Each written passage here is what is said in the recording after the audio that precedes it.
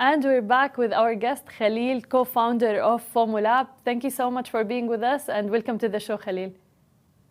Thank you for having me. First of all, we would like to know more about FOMO Lab. So can you tell us when did you started and what kind of services do you provide? Sure. So we started last year in April. We were approached by Tyson Fury's team. So Tyson Fury is the heavyweight champion of the world for boxing, and he wanted to release his own NFT. So we said, sure, let's do that for you. We ended up selling it for $987,000. It's still one of the most expensive sporting NFTs. I think it's tied with Lionel Messi. And that was where we sort of kickstarted the business. So we ended up making our own marketplace. We worked with, we sold a Porsche on the blockchain, which was signed by Rick Ross. We've worked with ex-Warner Music record producers. We built sort of, I think, nearly 9 successful projects now. But our latest one is Mr. Bean. So yes, we have the rights to Mr. Bean. I'm sure you're aware of who he is, but that's sort of where, you know, we started looking at different aspects of the NFT market. So we teamed up with a company called Bannerjay, and they work exclusively on intellectual property. So, you know, they have a catalog that kind of stems from 4,000 different products. So they work on Peaky Blinders, Who Wants to Be a Millionaire, Terminator, RoboCop, the Kardashians. I think they sold that show now, but they used to work on the Kardashians. And so, you know, where our business is at the moment, we're starting to look at more utility-based sort of products or IP-related products. So one of the products you might know is Middle East Comic Con. Mm-hmm. So we're now the official partner for them for NFTs. So we just signed the contract as of last week. But what that will let us do is do NFT ticketing. We'll be able to sort of, you know, really push forward on the utility aspect for that. And so the next round of tickets will be actual NFTs. And then we're sort of looking at the music industry. We're looking at property. We're looking at gold, diamonds, traditional assets. We're working on sort of building out pieces of tech that allow people to trade equities, bonds, securities as NFTs. So, you know, this whole sort of, you know, the business is growing from just doing design work to actually working on very sort of real and traditional products now. That's very interesting because, as you said, like you started as design, but then you're moving towards real estate, for instance, events which are happening in real life, yeah, and things like that. But before all of that, I want to ask about the regulations part and getting the rights. For instance, you said Mr. Bean and very famous people as well. Yeah. So is there a challenge in that, or how does the process go? So I guess with Mr. Bean, it was a 6-month process. So the company we worked with, they actually work with, I don't know, like I said, 4,000 different brands. So each brand has an owner of the product. So then you have to sort of go to that product, work on it for 6 months, look at the artwork, look at how you sort of project it into the market. And it was a really long process. So it was something that we didn't initially understand for this. So as we went on this journey, that's why it took 6 months. It wasn't just because of the artwork. It was literally making sure that we were saying the right thing. We couldn't sort of advertise that you should invest into this. We had to say, look, you know, this is going to be a part of a history. It's a collectible, which it is. So, you know, we never wanted it to be sort of a money-making product. It was just sort of, we loved Mr. Bean and we wanted to put him out there into the world as an NFT. And sort of it was backed by Rowan Atkinson as well. We had to get his blessing for it. And he supported the project the whole way. But each product that you kind of go into, it's going to have its own set of requirements. So, you know, if we were to work on Terminator or RoboCop, we might not be able to use them in a game. So with Mr. Bean, we can't use him in a metaverse game, but you can walk around in the metaverse sort of as him, or the NFT that you bought.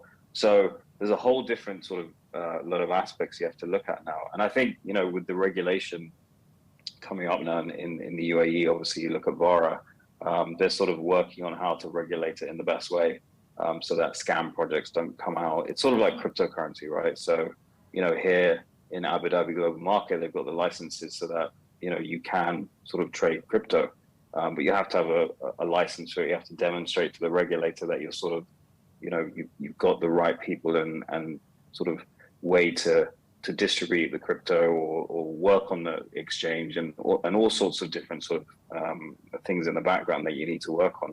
I was working in ADGM for the last sort of 3 years with different exchanges with Matrix and DEX. So I'm fully aware of how much it takes to sort of launch a project within the crypto space. But yeah, I mean, look, with every product that we bring out, we have to really, really look at it carefully, because a lot of them that we're going to be working on are attached to either, intellectual property, or it's something like Middle East Comic-Con, or if it's going to be property or diamonds or gold, whatever it may be, we have to make sure that we're sort of working in the right spaces for it.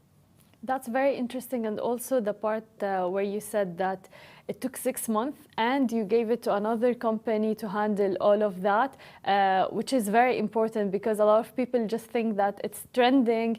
Everyone wants to open a business in the crypto industry and things like that, because it's the trend right now and it's a hot topic as well.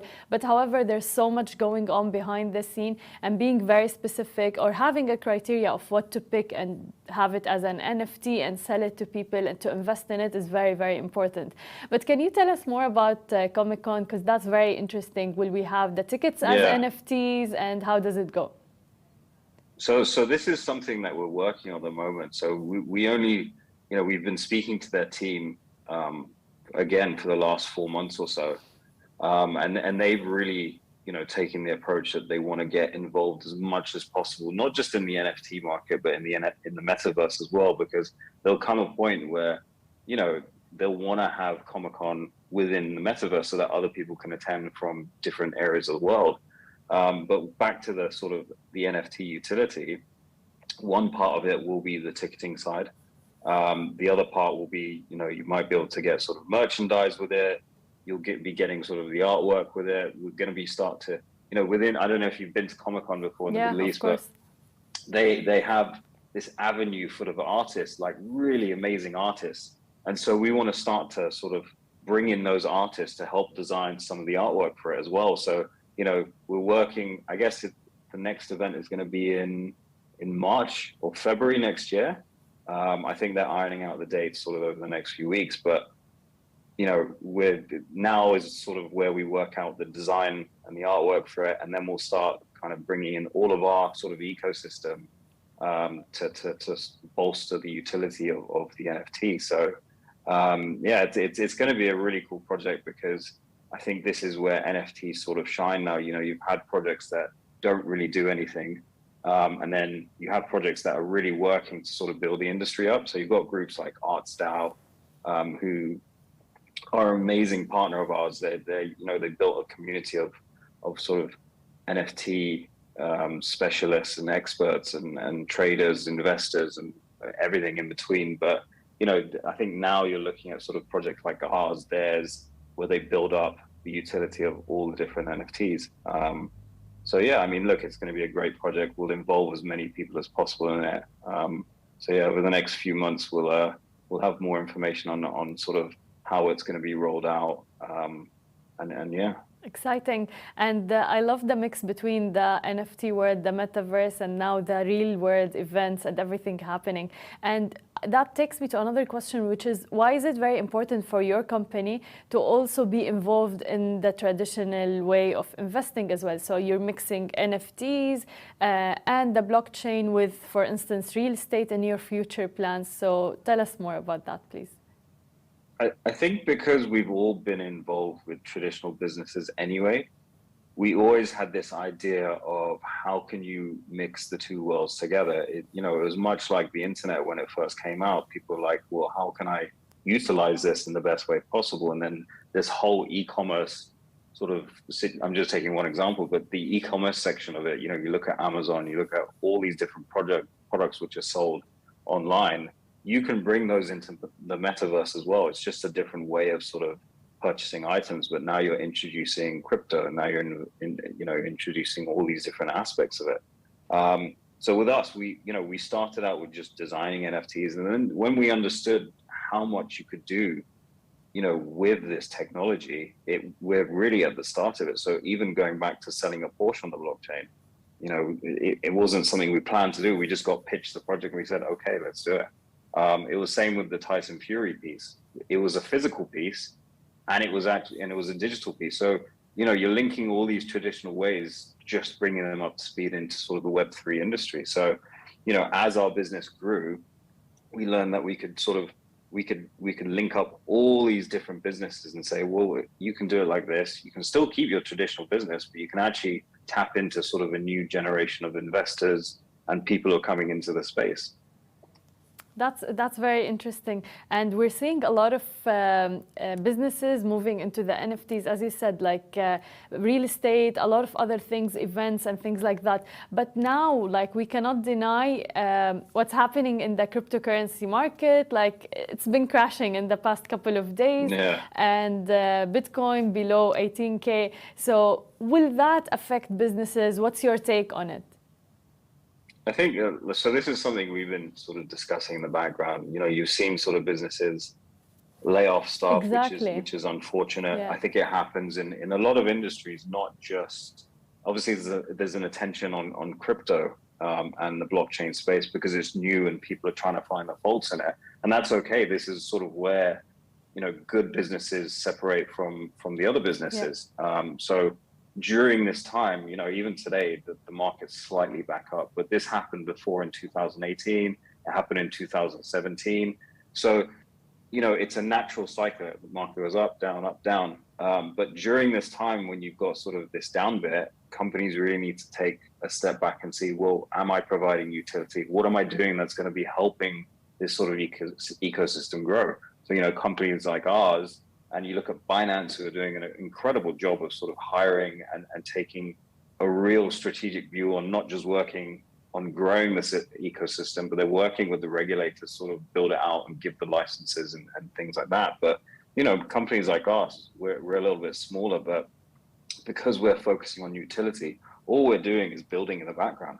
That's all we've been doing for the last sort of 6 months because we always saw this crash coming. Exactly. So that's why we've been making all these different partnerships with traditional businesses because this time now, I think you've seen like Gucci and Prada and all these different companies, they're very heavily focused on the metaverse. They're not necessarily putting all their products out there yet, they're building in the background. So that's sort of where the market is for at least for the next 2 to 3 months. You can just see people building, really focusing on great products and great projects and building sort of partnerships with maybe a company like ours. You've got ArtStar, you've got Sneakerheads, which just launched, which is an amazing project if you get time to look at it.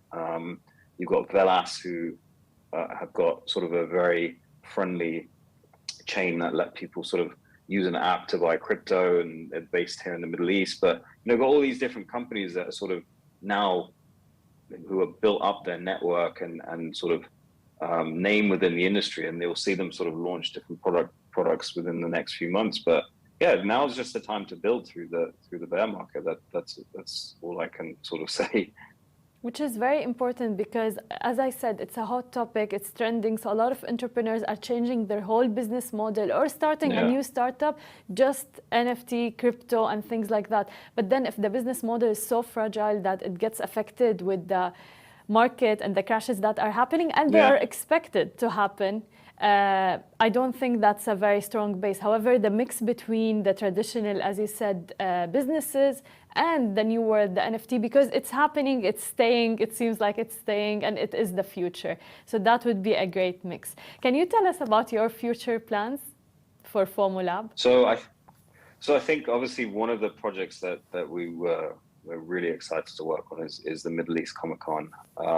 We've got really strong partnerships, like I said, with not just people within the crypto space, but we're working on sort of projects that are outside of it now. So, we get approached to do, because we built all of our own technology, we built our own meta gallery, we're working on our own metaverse, we've built our own marketplace for products.